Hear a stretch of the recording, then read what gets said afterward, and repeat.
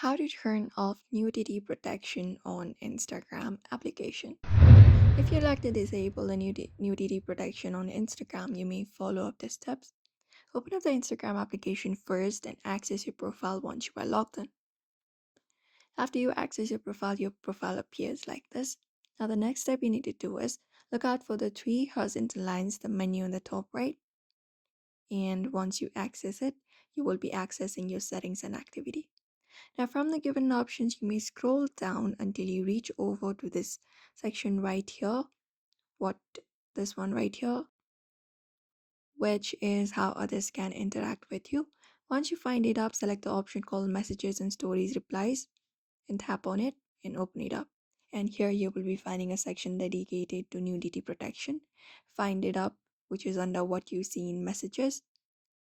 After you tap on it, you just need to go ahead and find this toggle option right beside it. After you find it up, in order to turn it off, you just need to tap on the toggle option and turn it off. And that will basically turn off the nudity protection on your Instagram app. So therefore, if you'd also like to do so, you may just head over and follow up the steps that I just told you. So I hope this video was helpful. Give it a thumbs up and subscribe for more tips and tutorials.